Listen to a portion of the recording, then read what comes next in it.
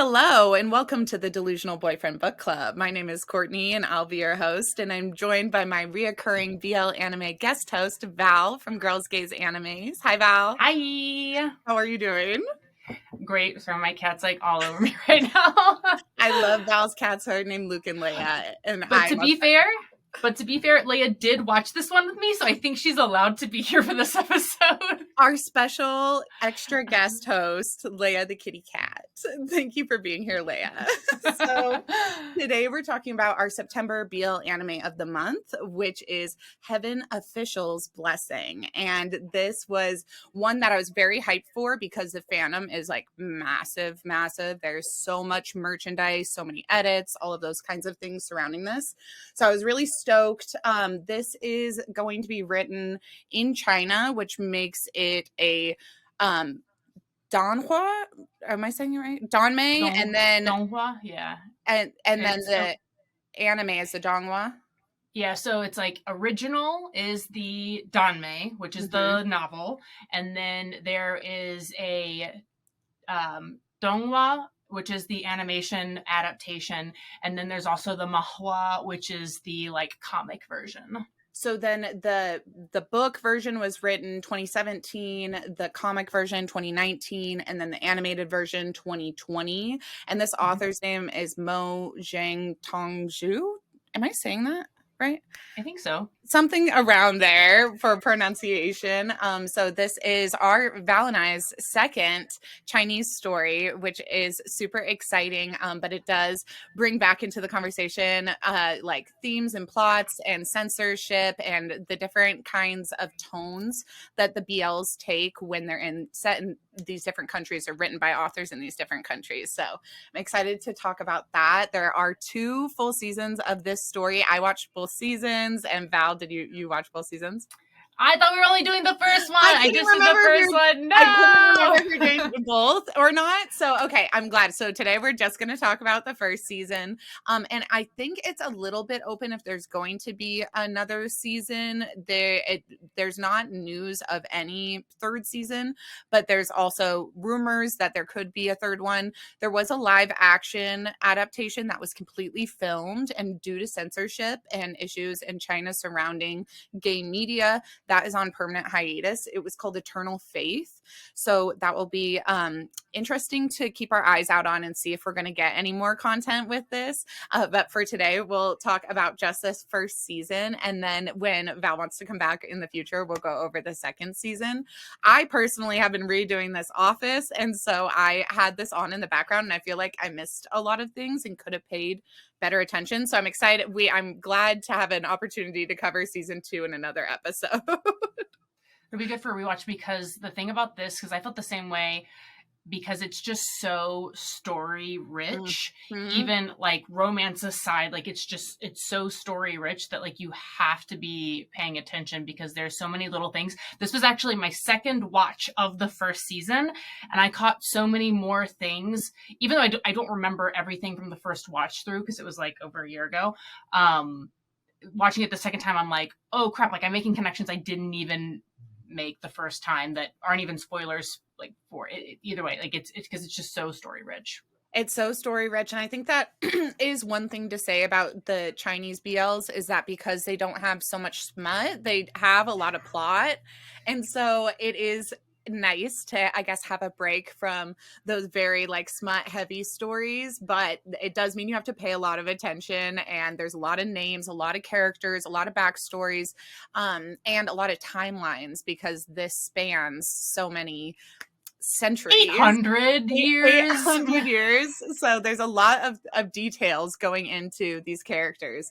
So I'm glad to be able to cover the rest of them in a part 2. So definitely look out for that. It will probably be a bonus episode, or maybe one of the episodes we do next year. Guys, please comment if you have any fan favorites you want to cover for next year's book club. Just leave a comment down below. And speaking of which, if you haven't yet rated, reviewed, subscribed to the YouTube channel, do that. You can watch us in video form right now. And Val, if you haven't already gone and subscribed to Girls Gaze Animes on YouTube, go do that, as well as on socials. So yeah, we've got for this story, our tropes are going to be historical, reincarnation, fantasy, mythology, red string of fate, grumpy sunshine, morally gray, gods, immortality, betrayal, intrigue, revenge, murder mystery, justice. So we've got and Got it really all. we've got it all. And if there was no romance in this story, it would still be a very like plot heavy tale. So I think Mhm. that it's something that you have to pay a lot of attention to, because if you're just here for the romance, you're going to space out right away, because you've got to be paying attention for those like intimate moments, like the little flutters of romance here and there amongst all of the plot. So for like a little summary, we have this. 800 years ago, Lian, am I saying that right? How are you pronouncing his name? What do you have in your pronunciation book? Yeah, it's Shay Lian. Amazing. Okay. 800 years ago, Shay Lian was the crown prince of the kingdom of Zheilian. Zhanli. He was loved by his citizens and was considered the darling of the heavens. He ascended to the heavens at 17 years old. However, due to unfortunate circumstances, was quickly banished back to the mortal realm. Years later, he ascends again, only to be banished again a few minutes after his ascension. Now, 800 years later, Shailian ascends to the heavens for the third time as a laughingstock among all three realms. On his first task as a god thrice ascended, he meets a mysterious ghost who rules the ghosts and terrifies the heavens. Yet, unbeknownst to Shailian, this ghost king has been paying attention to him for a very, very long time. So that's a little summary of our story here. And now we're going to kind of walk through this first season. We have 12 episodes in this first season, and Val is going to lead us through those. So if you haven't yet watched this and you don't want any spoilers, go watch it. Otherwise, we're going to break it all down. So before I get started, I want to point out that in regards to like how story rich this is, I looked it up because I was like, man, there was like a lot of plot development even just with season 1. I found that it's the novel. This is like season 1 is only 10% of the novel. This is one of my best friends, like all-time favorites. She has a tattoo of Shailian and Hua Chung like on her arm, and they're little chibis, and there's like little like butterflies flying around them, and it's so cute. And so like I hear like so much of what I know about this series from her. And like she talks about how like the original comics that came over weren't like the same caliber of design and artistry as the original Chinese one. So like a lot of the collectors for the series, they're collecting the novels, they're collecting the comics, but then they're collecting like different translations of the comics as well, because they have like varying art levels in them. Oh my gosh, I love when people get that intense about their collection. I think it's so cool. You see it a lot of the times with like the Japanese manga when they're coming out, years before the translation, and people are like, I have to have it. I'll just translate it myself. And then they end up with this Yes. gorgeous multilingual collection. It's just so fun. So was that your first exposure to the series, was through that friend? And like, what were your initial impressions of this fandom in this series? Yeah, so I guess I expected a lot of censorship because she had warned me about it before, and she was like, you have to read them because even though it's a slow buildup, she's like, it does get like so much more hot and steamy like the further you get into the story. And so because of what I mean, we've had, in my own podcast, we've talked about the differences between manga, manhwa, and manhwas, and the different levels of censorship and stuff. And so I kind of expected that going in. I wasn't expecting it to be so like front end story rich as it was. Like, I'm very bad with names all the time. And so like the amount of characters that they introduced in this, I felt like it wasn't as bad as it could have been, because as I was doing research trying to connect the whole series to just the donghua, I was realizing that it's totally different. And like actually the people who, from what I had read online, people who love the series, it's kind of, it's not the anime or the donghua is not a good representation of what the novel brings to the series. It's even more censored than the books. Mm. And then I was actually reading that like the spoiler, it's not really a spoiler, like it's very clear, even though I missed it the first time I watched it. Like in the very first episode, I have in my notes, I said it took me until my second time watching this to realize that the falling kid that Xie Lian saves is Hua Chong. And apparently the Danmei doesn't realize, like, reveal this until, like, explicitly until the second book. Oh, that was But one of like, the I immediately I was like, that's him, that's him. But I feel like it's because I had spoilers online about their age gap. There's some people, and it just all goes back to the like purity culture on the internet right now. But there's a lot of people who are like, oh, this age gap is unacceptable. When he meets him, the he's 10. 300 years is Yeah, unacceptable. it's literally Sorry. when he meets him, he's 17 and he catches the falling boy who's 10. So it's a 7-year age gap, 800 years later. 800 years later, they are 7 years apart. Like it's so Whatever. like they couldn't be closer in age. When you're talking about 800-year-old immortal beings, they could not be closer in age. They are 7 years apart. They're not even 100 years Right. apart. So like it's anyways, so I think I saw some of those spoilers about this age gap, and as soon as I saw the kid falling, I was like, oh, that's gonna be him. So the first time I watched it, I guess I got in my own head again. This is like my autism always, because like Xiaolian, he's like doing all these tests and he's like, no, it couldn't be. And in my mind, I'm like, oh, it's obviously him. And they kept like doing flashbacks and I was like, oh, okay, I get it. But like literally the first time I watched it this time, I'm like, oh my God, it's so obvious. And I'm like, wait, I wonder how that connects. And so the fact that they don't even get into that in the second book was super surprising for me. Yeah, and I was just listening to a YouTube of a girl explaining this whole series to a friend of hers, and she goes through the book, and there are like, yeah, there's steamier scenes in the book that definitely do not happen in this. So I'm really I think this might be the first like Danmei series, historical Danmei series, I guess, because I Ship My Rival in Me, but this might be the first one like this that I collect because I so badly want to read those steamier scenes. How did you feel about the art on this? Because I felt when my first initial impression of this story or of this anime was that the art looked like Avatar: The Last Airbender, and that I really loved it. I was like, these are like this is like glowed up Prince Zuko is what Hua Chang, like, that's what he reminded me of. And then also, did you watch the show The Good Place? Yeah, I did. This reminded me, the whole structure reminded me of The Good Place because they're in heaven and the good place yeah, is but it's heaven. like corrupt and like, and initially there's this merit-based system where he's like trying to pay off a debt to heaven basically, and in The Good Place there's like a similar system like that where you're rated on how good you were in your lifetime, whatever, and they're trying to see, the big twist in the end is to see like if those people could get better in heaven or not. And this is the bad place, isn't it? This is the bad place, isn't it? And anyway, so exactly. So this is how a lot of it felt to me. It was like A Good Place meets like Game of Thrones because the political intrigue is so deep and there are so many people for like what I would think of as angels and gods, like they're all kind of backstabbing, secret keeping people. So that's kind of how it felt to me. It was like Avatar: The Last Airbender meets The Good Place meets Game of Thrones. And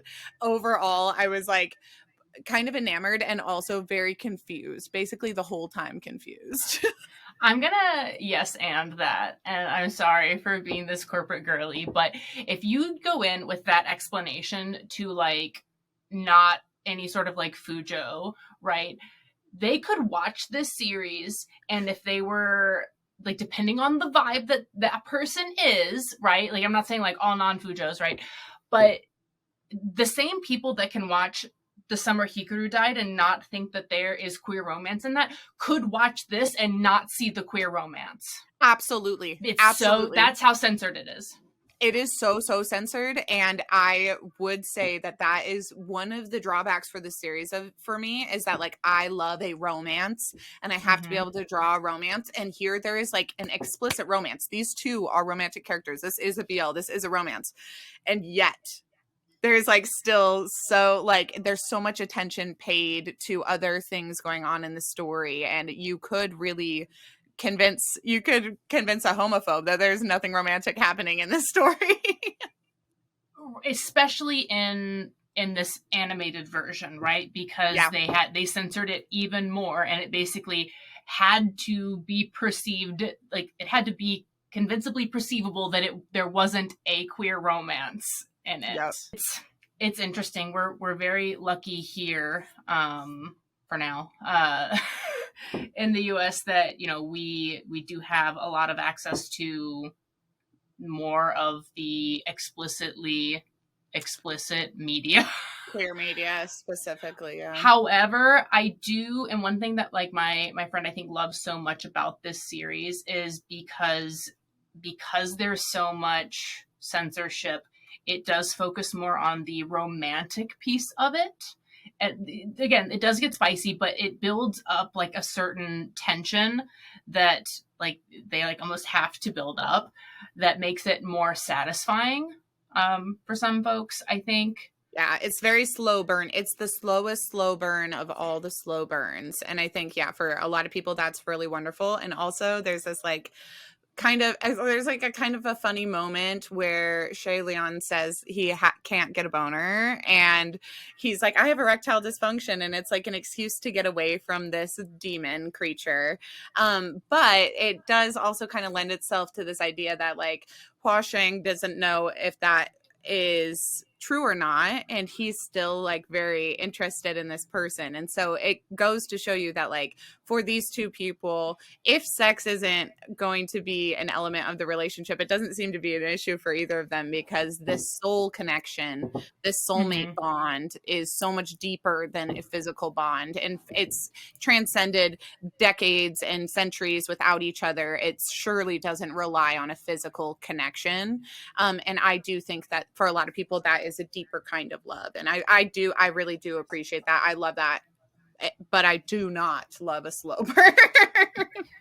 So, because I don't know enough about the series, because my friend's pretty good about like not giving me spoilers, there's a lot of world building in this that left me with questions about like, how do people become invited to heaven to become these like officials and stuff, versus how does someone become a ghost instead?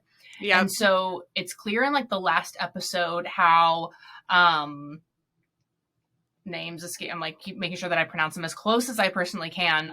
That Hua Chung is basically, we find out that Hua Chung, it was like his life to live for this Xiaolian, because that was what he kind of told him in that moment that they had, that first moment that they had together, where it's like, oh, what do I live for? It's like, oh, well, live for me.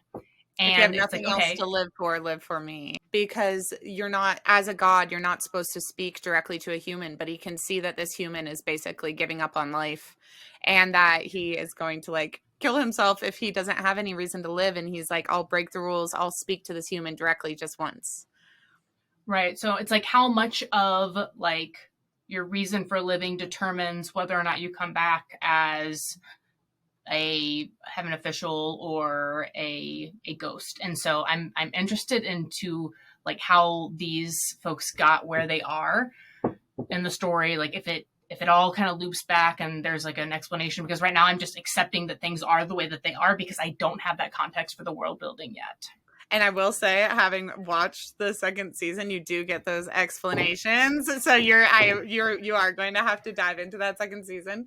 But because the explanations are really good, but it is like there are those two things. You can either become a god and go to heaven and ascend, or you can become this vengeful, wrathful spirit. And it does seem like that's like, how do you die? Do you die an honorable death doing something great that you were great as? And we learn that and I think we learn even in this first season, that's why he is like the king of, why he's the god of martial arts and the flower crown and these things, is because he was really great at those when he was a 17-year-old mortal being. And when he died a great death as a 17-year-old, being great at all these things and having an honorable death, he was ascended into heaven. And so I can only like venture to say the same thing for the vengeful spirits, which is that if you die the opposite kind of death, the opposite happens to you. And it reminds me of Yuta and Rika from Jujutsu Kaisen, because Yuta turns Rika into this cursed spirit, and it is this like this negative energy attached to a death where it's like, I refuse to die. And I think that that's something else that's going on here. It's just like, I refuse to like move on from you even if you die before me, and that becomes this like kind of cursed negative energy. And I love characters that take that darkness and turn it into romance, and who are like this obsession, this thing that to everyone else is this negative, ghostly, wrathful energy. Like, it is all for you, and I would do anything for you. And like when it comes to these two characters, we get to see Shaelian is the only one who's like not negatively affected by this other character. The other people are like, aren't you scared of Hua Chang? Like, aren't you scared of him? He's evil. And he's like, no, I don't get any bad vibes at all. And it's like, that's because they're all passes the vibe check for sure every time. And it's just like, yes, because all of his negative vibes are for everyone else in the world, and all of his positive vibes are for you. And that like dynamic between the characters, I love so much. There's kind of like a Romeo Juliet trope going on here as well, because there's this like Lucifer and Jesus, or like this devil and this angel thing happening, which is like star-crossed and forbidden and makes it like all the more juicy. So this had a lot of really great stuff. I just so wish that we could have like amped the whole story up to 12 and without all the censorship. And I hate to like bring it back to the censorship again, but it's like, this story is slow, and the music like kind of sounds like a jewelry box. It's very soft, and it kind of is sedative, and it's like a little sorrowful even. It is sorrowful, and it is not this like intense energy, which sometimes with this like relationship, that's what I wanted it to be, was like I wanted that like intense passion, because the evil, quote unquote evil character is so intense and so passionate. And I guess his opposite, the like yin and yang to that, is that Shaolian is like so peaceful and calm, and I feel like the whole story takes that tone, and I wanted a lot more of the like evil berserker craziness that Hua Chang brings. That's such a good point. Like, how different would it have been if it were from his point of view instead of Shaolian's? Like, it would change the whole tone, and I think you would get that like fast pace where it's like, I love this man, like I would kill for him, like, and you'd get like that pop for it. Oh yeah, and the soundtrack would be so different. I'm like hearing Mother's Hayloft in my head as he just goes and kills everyone who ever hurt his boy. Like so I would love some of that energy, but I think like having to accept this for what it is, the like slow burn, beautiful romance that it is, told over 800 years. Like you have to you have to let it be what it is. I'm gonna like speed run through my notes, because some notes I just like made about the episode, and then some notes I made about them. Before I do that though, I'm watching this and I had my like normal autistic moment where I'm like, why does this voice actor sound like Shigure from Fruits Baskets? And it's not, but it to me, I was like, man, this guy sounds just like Shigure. But I look it up, and apparently this voice actor, he's only been in like, I mean, he's done like smaller roles. And have you seen, there's this one, have you seen this series, the it's like a villainess series, but like basically she's like, it's something villainess tamed the final boss. He plays like one of the like knights, I think, in that. It's like a pseudo reverse harem, and that's like his first like big role. So this is like his first lead voice acting role. Oof. And he fucking killed it. Like, wait, was he Shaelian or was he Hua Chang? Watchung. Oh, his voice actor was so fucking good. And the way it goes when he was Yes. San Long. So, like, in the initial episodes of this story, he goes by San Long and he's in disguise from Shay Lian. And so he looks like a normal human, younger. And his voice has this certain, like, young tone to it. And then when he reveals himself to be Hua Xiong at the end, he has this voice makeover where he's like gruff and deeper and sexy, and I was like, this guy is slaying. What did I call it later in my, I like called his transformation like something else in my notes later, but all right, let me get through my notes. Okay, so for episode 2, I was like, when they're petting the corpse brides, I'm like, this is why we pick the bear. Yeah, that was my only note for episode 2. That was so upsetting. So they, like, the way these two characters meet is that these brides are getting kidnapped. They're trying to solve the mystery of that. And these rough and tumble guys, I guess, who try to come along for the investigation. Some caravan of dudes trying to make money. Molest the corpses, the corpse brides. And that is why we choose the bear 100,000%. Yep. Episode 3, my note just says zombie brides, nice. The like story behind the like lead zombie bride lady was like super like sad. Very sad. But the scene where they're walking through the woods and it's raining blood and you get to see Shay Lian in the wedding dress and Hua Xiong has the umbrella over their heads and you just see them. I love the like call back to the umbrella like constantly. Oh yes. And then the little butterfly hanging off of it because he is like got the magic butterflies all around him. It's so cute. And then there was another callback to that later, where he was like the last episode or the next last episode. And he goes, "Oh, well, the first time we met, you were my groom." And I was just like, and then he like catches himself and he's like, we were investigating. You were pretending to be the groom for the thing that I was looking into. Obviously, that's what I meant. But like we get it so early on in the series, we get to see them in this bridal outfit together, making this bridal procession down like a freaking aisle, which is this narrow tree pathway, but they're walking down the aisle together as it rains blood on them. And I'm like, that's peak romance right there. And also that will absolutely be one of my cosplays next year is going to be, and I don't know if it'll be them in the wedding scene, but it might be because that is so romantic. My best friend and I have talked about cosplaying these two together. Because it's so pretty. The other cosplay that my best friend and I talk about doing like literally all the time is the Green Yuri cosplay together. We're like, wait, we should be cosplaying gays together. Like, what? What have we been doing? Freaking you should. You guys could do that one so easily. That's what I'm saying. So episode 5, bed sharing already. Okay. Only one bed in the inn trope. This was so good. Yes. He's literally like, we've got to rebuild my shrine. And like, do you have anywhere to sleep? Like, do you just want to sleep here on the floor with me? Like right next to me? And I only have one bed. He's like right here, right next to you. And they just like cuddle. They're like immediately right next to each. Thank you, sirs. Thank you so much. That was exactly what we wanted to see. Only one bed in the inn is the perfect trope. I put Mr. Red String of Confidence is like blushing, cute, like he's so nervous.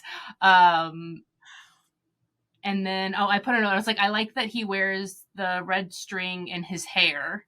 Like how he was wearing the red string on his finger, and then like, so I was like, nice tie back. I do love when he like asks to brush his hair, so he like brushes his hair, then puts it into his sideways ponytail, and he wears it like that for like 4 episodes in this like crooked like all of them, like the whole rest of the first season. And my friend's tattoo that I was mentioning earlier of the two of them, he has the side pony in it.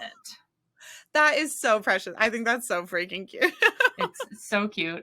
I love that scene. I love the scene where he gets bit by a rattlesnake and he sucks the poison out.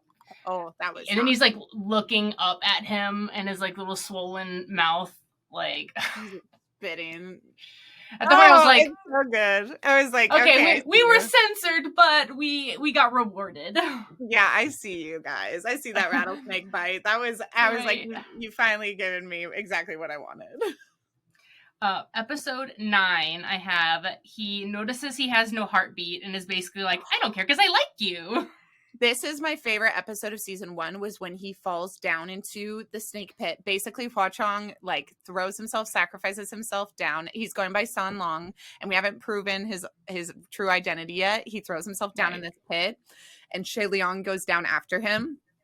And there's this like battle down there, but the whole time he doesn't really get to see Hua Xiong's face or San Long's face.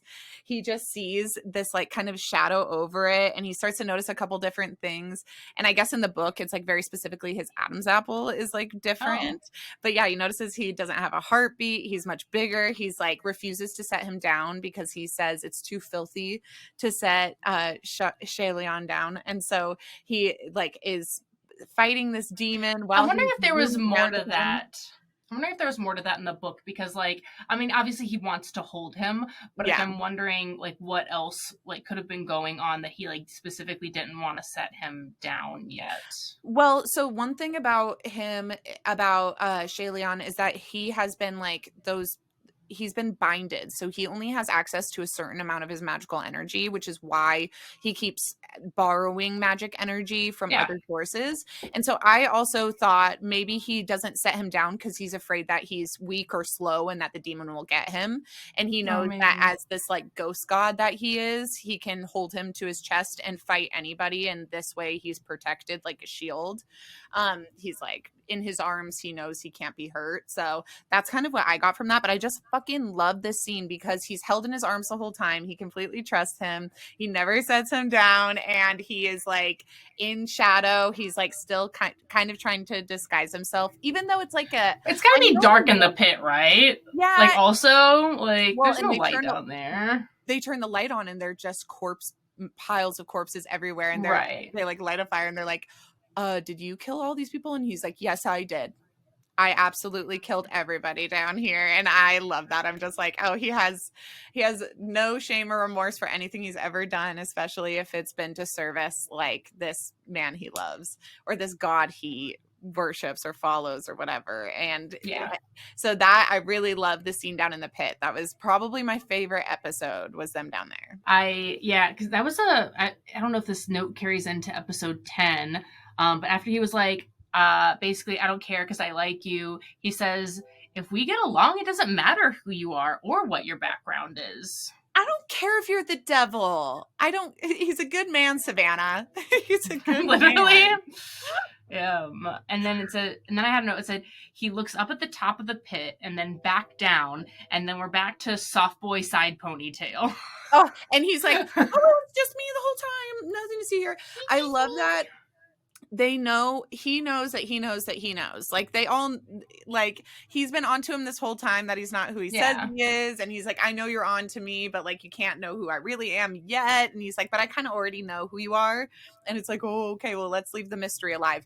So they both know, they're just not like coming right out and saying it. And I love this moment where he's been holding him in his arms. He can tell he doesn't have a heartbeat. He's completely changed, like his physical His being whole has physical structure has and then changed.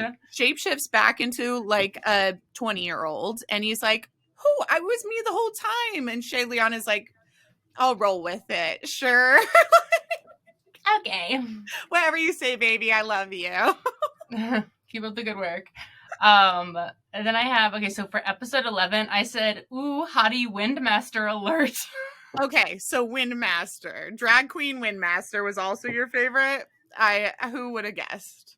And then I put, I won't spoil my next note. Okay. And then for the special episode, I had the note, okay, why were you posing as the ghost groom in episode 1?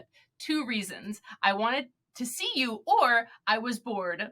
And then Shalian goes, you must be bored with all that time on your hands. Like, and I love in that smooch already, come on. Already. And when he does show up like so early on in the show, and he just is like in the hay, he's like riding in the back of the hay like, truck, sup, baby girl. yeah, and he just pops up. It's just like, oh, I won't keep you waiting long. Like I've been wanting ever since I showed up as your bridegroom. I've been wanting to pop back in to see how you're doing. Right. So And he was like, oh, at that point, that's when Side Ponytail goes, "How did you know?"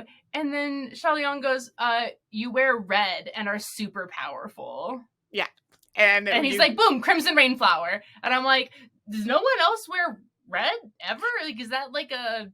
I mean, I didn't see anyone wearing red, and I understand that it's like there's different connotations for the color red depending on like regions and like status symbols and everything else. So like I get that, but the fact that he's like, two clues: one, you wear red; two, you're super powerful. And I don't know if it's a joke and it's going over my head, but the fact he's like, yeah, that's how I knew you were the Crimson Rainflower. Like, crimson's in the name, it's red. What do you mean? Of course I knew it was you. Of course it's you. And it's also just like, okay, I guess he has like the umbrella, so there's rain there, but I'm like, you showed up in a hay truck. You guys immediately met a demon. He had to knock out the driver of the truck because he couldn't handle seeing the demons, and you were unfazed by the demons. I think we know there's something different about you, sir. You're made. I'm like, is he just gaslighting himself the whole time, or just really doesn't want to know because he's so like,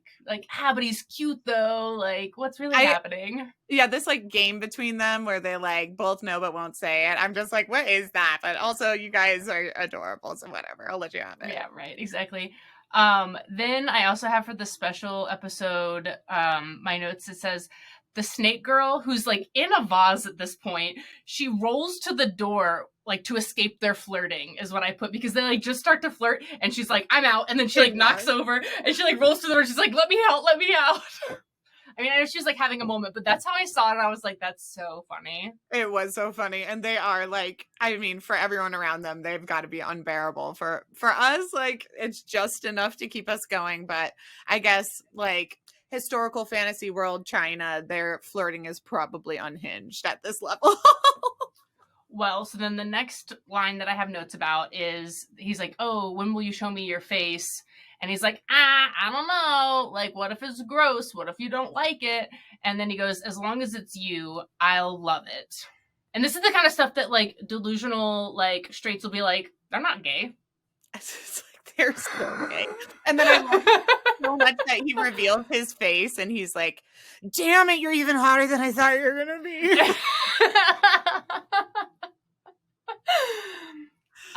And then my last notes for like the special episode were like in all caps, he left him a ring, but where did he go? And he's like running in the house and then out of the house and into the house and out of the house, like looking for him.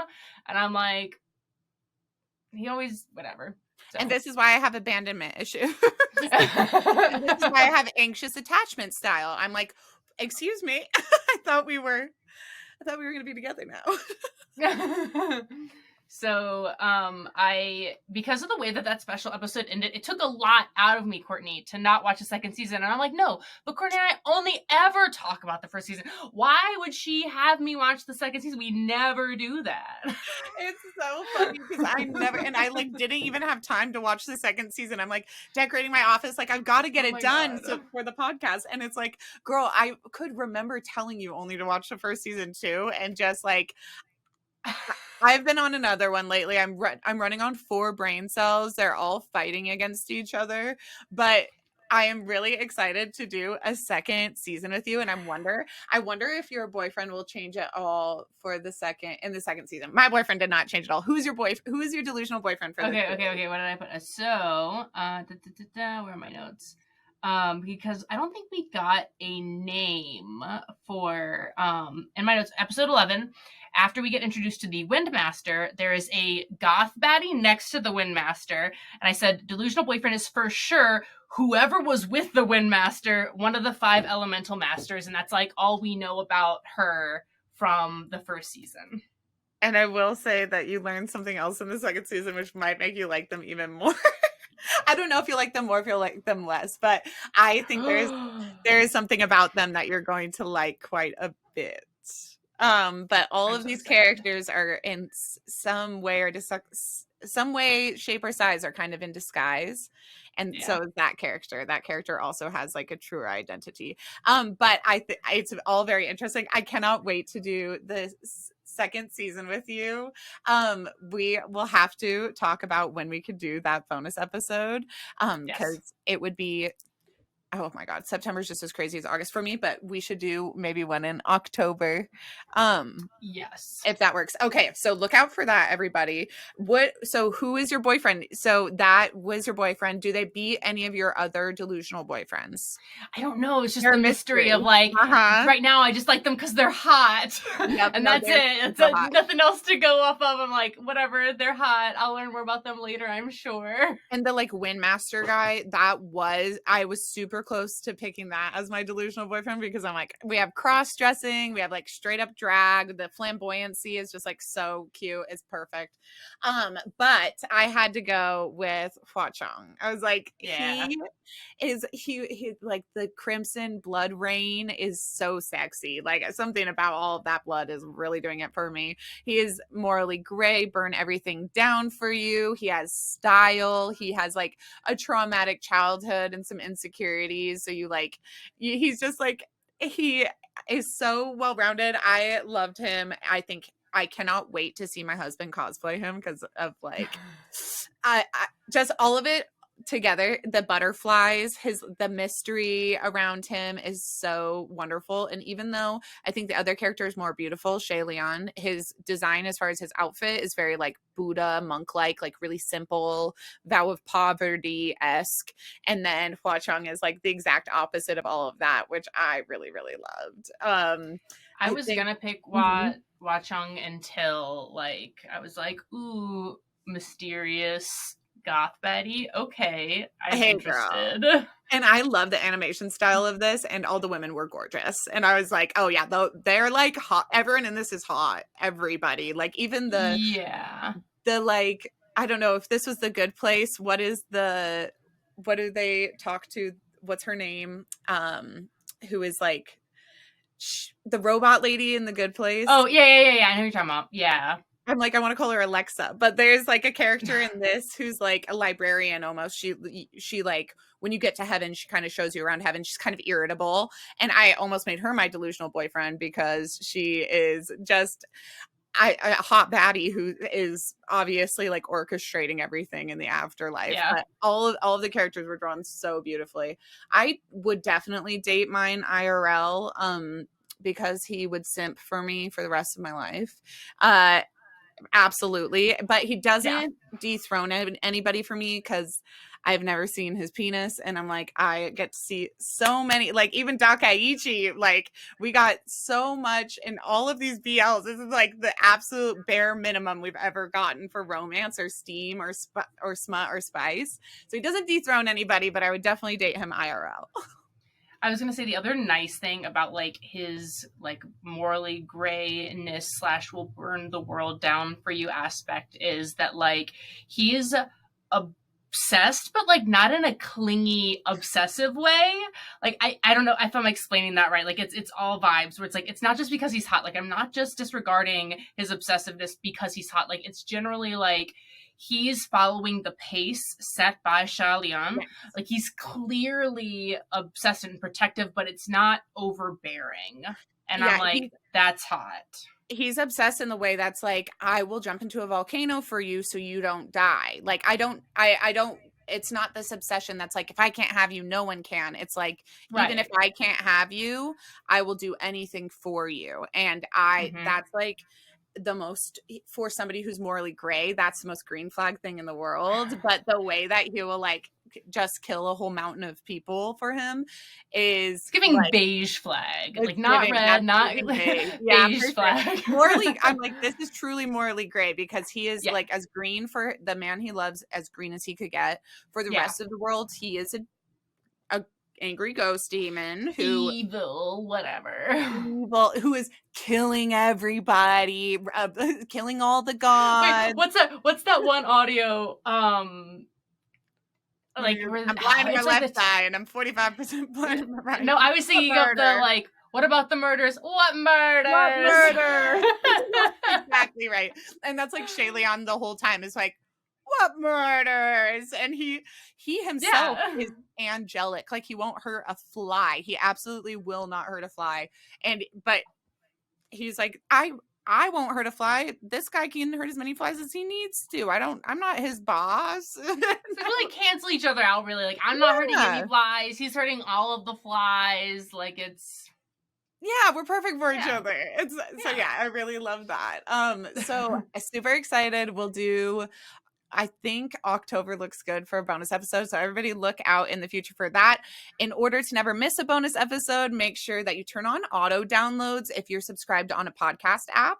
So we're everywhere. If you guys are watching this on YouTube, you can also subscribe to us on podcast apps. And if you turn on auto downloads, then when we release a bonus episode, if it's not on one of our normal scheduled days, then it will be in your library right away and you won't even have to worry about missing it. And then our upcoming BL book club stuff going on this month is for manga. We're reading Happy Crappy Life, which will release at the same time as this episode. So if you're listening to this, you can also go listen to Happy Crappy Life. And then our manhwa for this month is Boss Bitch Baby. So if you guys are reading along for the manhwas, go read that. Tune in on the 15th. And then the romance novel on the 25th is the third and final book in the St. View Rebels trilogy, which has been super fun. If you guys like romance novels, that is available for free on Spotify if you have a premium membership. It's also on Audible. So join us for those and follow along on our socials to keep up to date. Rate, review, and subscribe if you haven't already. It really helps the podcast. And again, if you guys haven't already subscribed to Girls, Gays, Animes or followed them on their socials, please go follow them. Thank you so much for being here, Val. What are all your social handles so that everyone can follow you? I am at Girls Gays Animes on YouTube, on Instagram, and on TikTok. On Twitch, I am Girls Games Animes. That's GAYMES. You get it. If you want to follow me on X, like it's me. I'm Valzaraptor on X. And then I'm also on like all of the deviations of all of the standard ones, all as just Girls Gays Animes. Woohoo! And if you guys do like to watch live streams, we're live streaming Girls Games Animes together once a month. And I think we're doing that. Is it like the third Thursday or something? That is what we said. Okay, so we said third Thursday of each month. So if you guys are into watching live streams, definitely check that out and go follow on her socials so you can see any alerts for what we're doing. We've been playing romance playthroughs of games. The last one we did was MonsterCon. We did MonsterCon, and we did Date Everything. Date Anything? Date Everything, and then we did MonsterCon, and there are a couple other ones we're trying. Girls Games Animes tries to stay focused on queer... I was going to say queer romance, but we don't just play romance. It just ends up being romance because it's queer, but it could be something produced by, animated by inclusive teams of folks. So queer look out for that. Games. Queer-centered. Queer inclusive... Yeah, like the storyline or the development team would have some sort of queer inclusivity element to it. Though Courtney and I have been talking, we're like, should we just do like some hot, like just like a hot people episode where it's just like we just play something that just has hotties in it? So I'm being convinced. and Val, if we can ship the characters together, then that is queer in and of itself. So we can make anything queer. As my husband recently said, Courtney, it's as gay as you make it. And I might get that tramp stamped on my body. Make any of these games as gay as we make it. So make sure that you follow along for that. It's super fun. And Val, I thank you so much for joining me. You make podcasting and doing social media so much more fun when I have somebody to like work with and bounce ideas off of and collab. So thank you so much for being here. I really appreciate it. And thank you everybody for listening. I so appreciate you guys tuning in. Every episode that you download, every comment that you leave means the world to me. And I hope you guys know that doing this podcast is the creative outlet that I always wanted my whole life. And I'm so happy to finally get to do it with all of your guys' support. So thank you so much. I hope you enjoyed this episode and I hope you join us in the future. Until next time, remember, sometimes the delusion is the solution. Bye. Bye.